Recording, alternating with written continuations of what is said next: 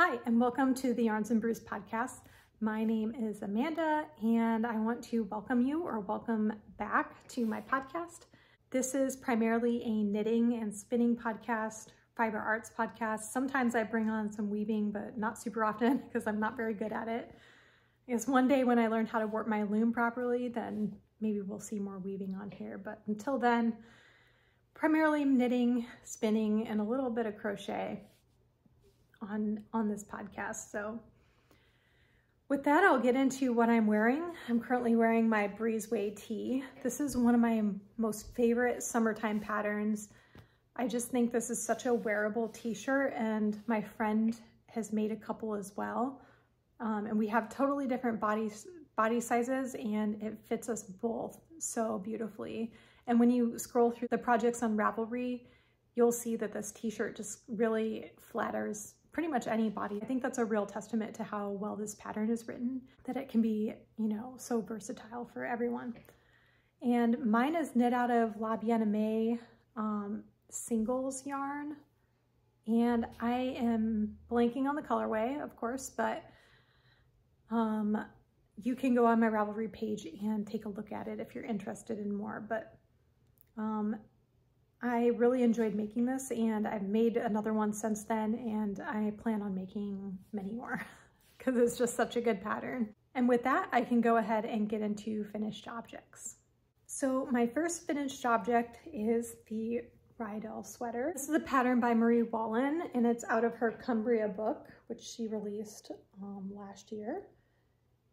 And I like it. I think it fits me pretty well. So I did make a couple modifications. I added on this panel here. And then I also, instead of picking up the sleeves and knitting it straight down, I knit both of my sleeves together in the round with steeks on either side. And then I cut them, mattress stitched them up, and then sewed them on, I really Kitchenered them on to the edge here. So I think if I were to do this again, I would not add this panel here, but I would add this green panel down below at the bottom because I just love this green color so much, and I like how much of that there is on the sweater. So I think that would be my one change if I could go back and do it over again, but I'm not doing it, not on this one. So somebody else that needs an extension, do it for me, please. So this was pretty simple though, all things considered. I mean, there's never more than 2 colors in a row, but also there's these large chunks of just single color knitting that happen. That is my only finished object that I get to show you today. The other finished object that I had is actually in the mail to my mom right now because I sent her some fingerless mitts, and I did them out of the Shetland Wool Week book. So I made the Ripple wristlets, and they look like that. And I used just Jamison Spindrift, and it was just a bunch of different colors of green.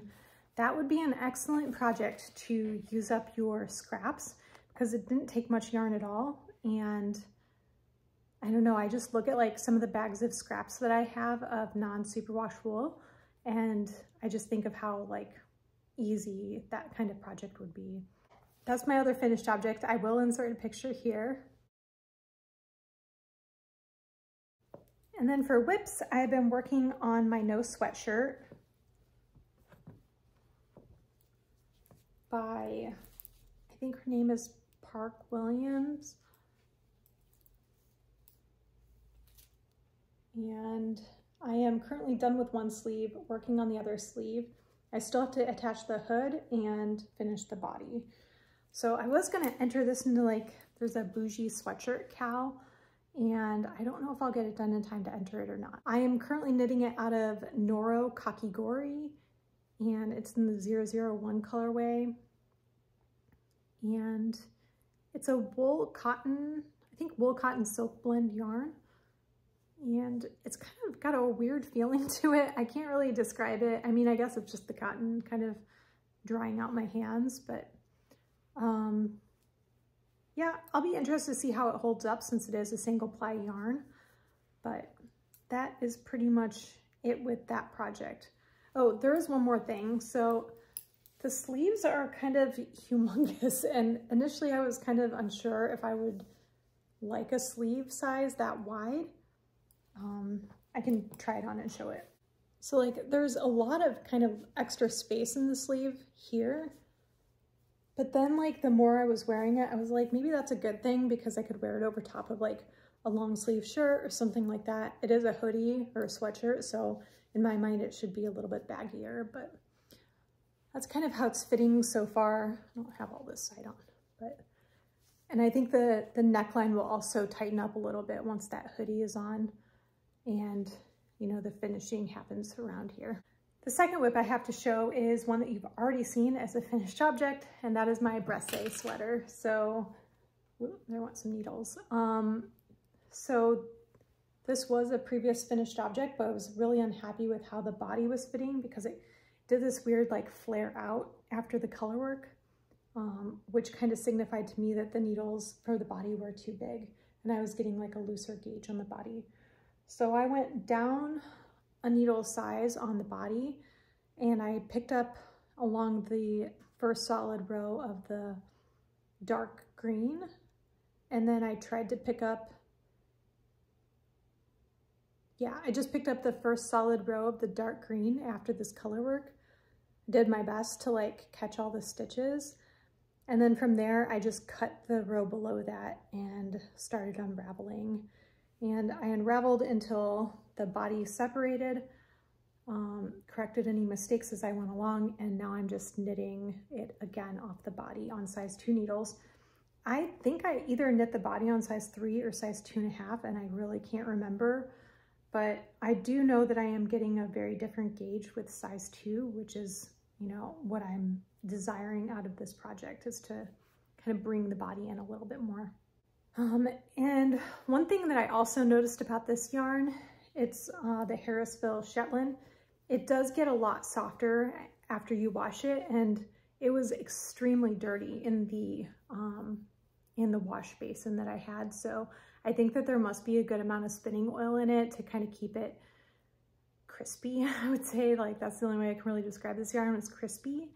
And then a lot of that washes out once it gets a good bath. I think I had to wash it like 2 or 3 times though. So that's just a note to anybody who's using this yarn. If you end up having a similar experience, then you'll know what I'm talking about.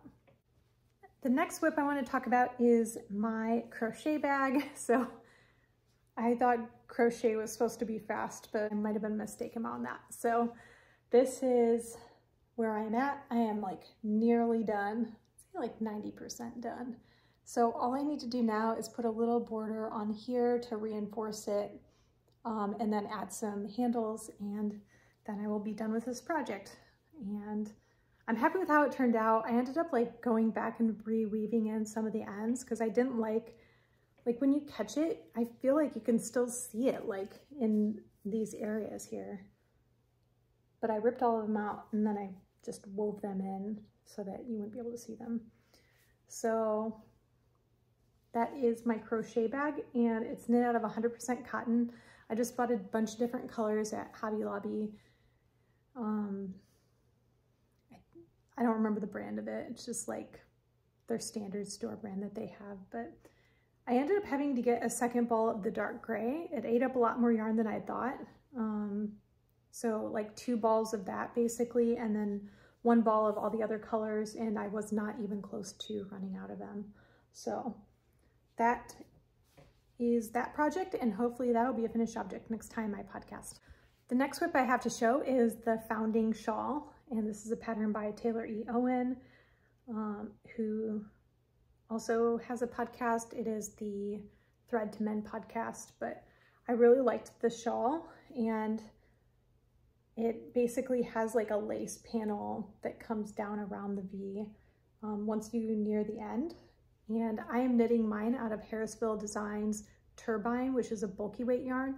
So I did end up going up a couple needle sizes, so that's okay with me to have like an extra big shawl. I don't think I'm gonna have to like significantly modify the pattern or anything like that. This yarn was being used for a habitation. Yeah, a habitation throw, but I have since frogged that whip because I just wasn't enjoying it. And like every time I looked at that project, I was like, I really just don't want to knit on it.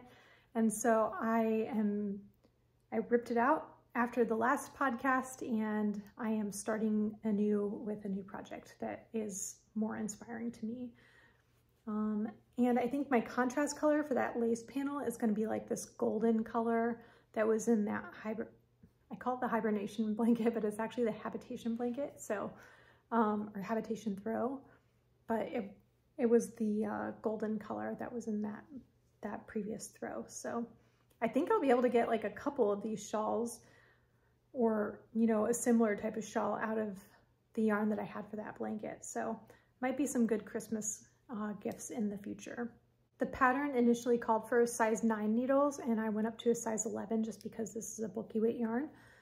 And I wanted to have like more of a drapey fabric. So with the 9s, it would have been extremely stiff. And then the last whip I have to show is my Kilim pillow. It is looking like this, and this is a newer cast on. I got the kit from Marie Wallin's website. Unfortunately, she's not selling the pattern on its own right now, so you have to buy it in kit form, which I wasn't super happy with because I have a lot of her yarn just from some of the sweaters and stuff that I've made in the past. So that was kind of a bummer, but I justified it because I am knitting a pillow for my friend and a pillow for myself. So it kind of works out perfectly. Now you may notice that I am knitting it 2 at a time in the round, which is not what the pattern says. The pattern says to knit colorwork flat, but I don't knit colorwork flat ever if I can help it. And so I added steeking on either side of the main motif, and then picked up the stitches per the pattern on this motif, but then also added steeks. So I'm just going to keep adding basically steeks to every piece that I have to create, and then I'll cut it apart, and we'll each have a pillow, and it'll be perfect, and there will be no ends to weave in, and my life will be easier. So for the backing of this, Marie says that she uses like a tweed fabric or something like that. And then I've also kind of looked up some other ideas, and I think because I have so many scraps from previous projects, I'm just going to do like stripes, and then maybe, I haven't decided yet or not, but I might like try to do some other like design work and maybe like weave to make like a plaid sort of look. I haven't decided yet, but I'm going to knit the back of mine versus trying to get some sort of a fabric or something like that that I might have to work with, because I don't sew, at least I don't sew very well. So this will be hand sewn or hand like knitted together basically. So that is my Kilim cushion, and it's just knit with all of her yarns that she recommends in the pattern. And it seems to be a pretty fast knit. And I say that because I just came off a pattern that had over 300 stitches per round. And so, you know, this in comparison so far has been like really, really quick for me. So I think I started this only like maybe 2 or 3 weeks ago. So that is that. And hopefully next time it'll be a finished object. I finally broke down and purchased this spinning wheel. A friend had a couple of them. I think this was like her 3rd one that she rescued from a Goodwill.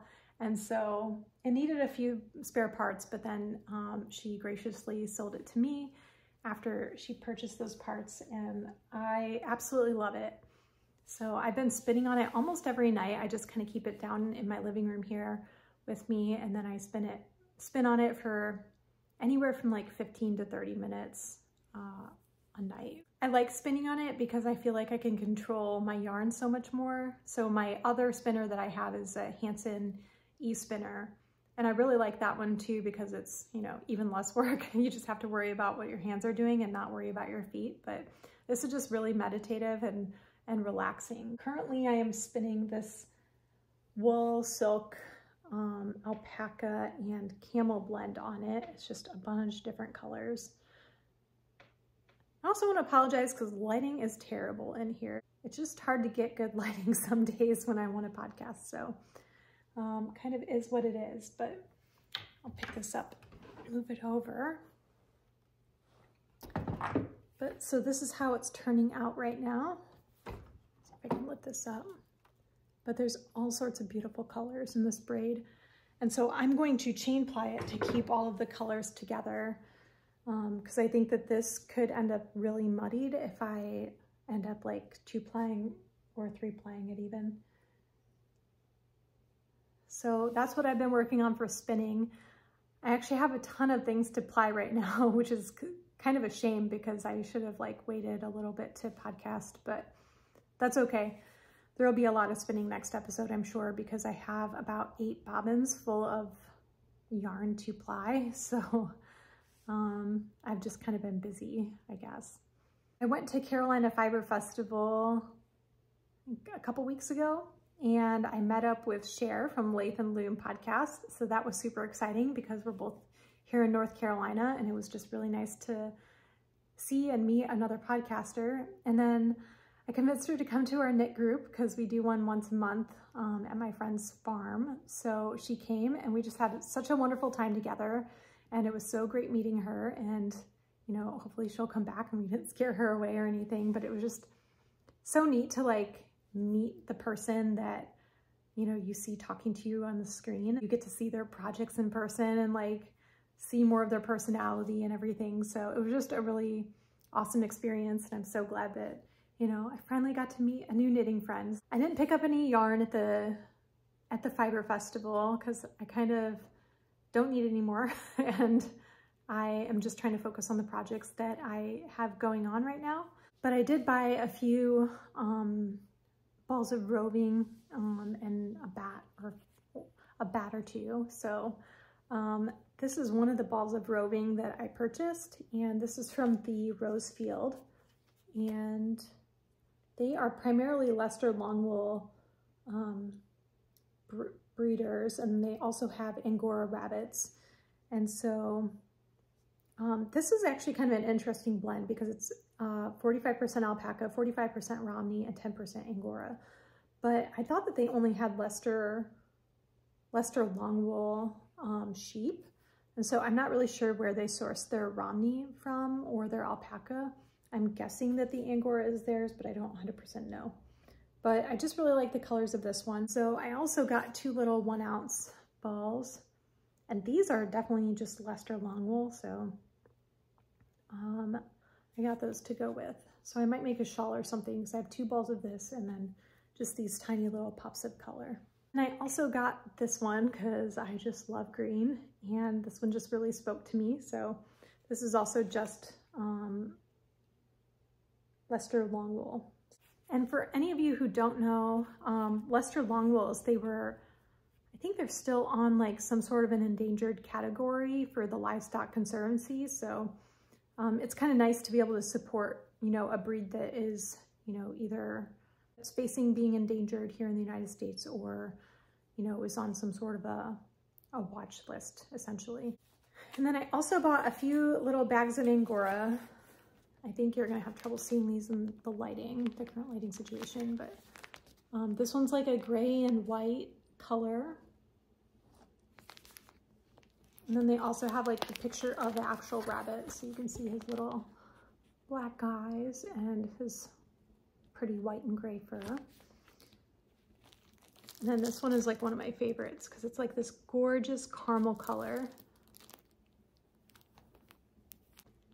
So these are just little 1.5-ounce bags of Angora, and then it's also combined with a similar colored merino is what it says. So it's a 50-50 blend, which makes sense because that could be really difficult to spin. So I think the merino adds a little bit more grippiness to it that it wouldn't have normally had.